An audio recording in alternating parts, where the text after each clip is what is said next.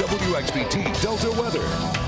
Hopefully you were able to avoid most of the showers that we had throughout the afternoon and then began the push into the early evening. But you can see on the radar behind me, it is falling apart, and now we're just dealing with some very light showers across some of the northern and eastern portions of the Delta. But it does look like this should begin to come to an end here rather quickly, as it is kind of dying out and moving into some unfavorable air up to the north and northeast, as we have a northeasterly flow bringing in some dry air, which is eating away at some of those showers. But earlier we had a good little system move through our eastern portion of the viewing area. You can see that moving through, brought plenty of thunder and lightning, even a couple severe thunderstorm warnings back through northern LaFleur County and then making its way through Grenada County. We also had another little cell out to our south and southwest that pushed through North Louisiana, especially just around the Bastrop area, which produced some pretty big hailstone reports. As we can take a look on the area that we had, you can see all those hail reports back up around the Bastrop area. As you can see, there's quite a few, especially along the highways moving in and out of town, anywhere between 1 inch to 2 inches in diameter. That's almost up to tennis ball size, and even numerous reports of dents on cars in those areas thanks to those large hail reports coming out of that area. But thankfully that system kind of died out as it moved towards the Delta, and we didn't have to deal with any of that as we head across many of the parts of our area. The one concern that we still have left for most of the Delta will be as we continue through the rest of tonight and throughout much of our Saturday, as a flash flood watch has been issued for just about the entire Delta. As of right now, it will expire around 7 a.m., but I expect that to probably be extended throughout much of our Saturday and into Sunday as well, as we're looking at a couple more rounds of showers making their way in.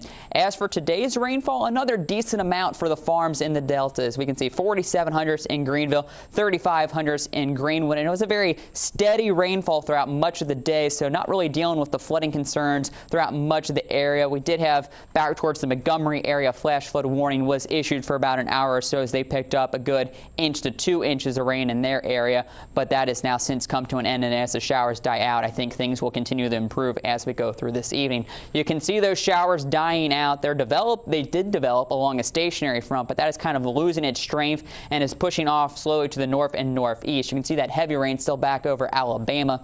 We're also tracking some heavy showers back over through Arkansas, Texas, and Oklahoma, as there was even still a couple active tornado warnings back over Arkansas and into Texas as well, along with a couple reports earlier this afternoon of a couple touchdown of tornadoes back over in Texas. And it's along this cold front line that'll then begin shifting towards our area as we go throughout much of our Saturday, which could bring us that next round of showers. So through tonight, we might get a little break from the showers, at least for the next several hours. Maybe as we go through the overnight hours, we begin to see that rain pushing in, and most of us will begin to see it by tomorrow morning, continuing on and off throughout the day, kind of like what we've been dealing with for our Friday.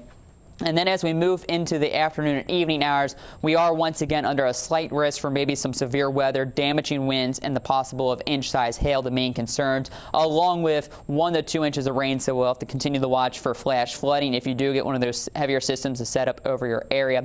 Then we maybe once again could get a break as we move through the overnight hours, but into Sunday, we will return that chance for some showers. This model seems to be overdoing it a little bit of just how much rain we could see on Sunday, but if that front kind of stalls out, we will have the possibility for some heavy showers to develop, especially in the eastern portions of our area. But very comfortable now that the rains come to an end. 71 degrees, a little on the muggy side, as dew points still in the upper 60s. And as we go through the rest of tonight, with those high dew points, we'll only drop to a low of 69 degrees with maybe some lingering drizzle or mist, but otherwise rather cloudy. 71 by 8 a.m. with those scattered showers developing. We'll call it more isolated thunder showers throughout the afternoon. 77 degrees, topping out near 80 degrees with some of those strong storms possible to develop by tomorrow afternoon. Sunday, we'll keep that chance for rain showers, but I think we possibly could see some sun by the afternoon hours if that front clears us out. But then the rain returns as we move into Monday, and we cool off a little bit as we're down into the mid and lower 70s by Tuesday. Slight chance of some morning showers on Tuesday, but then things really begin to improve as we move into the middle and end of next week. As you can see, lots of sunshine beginning Wednesday and lasting through Friday, and temperatures very comfortable into the upper 70s and then even into the lower 80s by next Friday. All right. Thank you so much.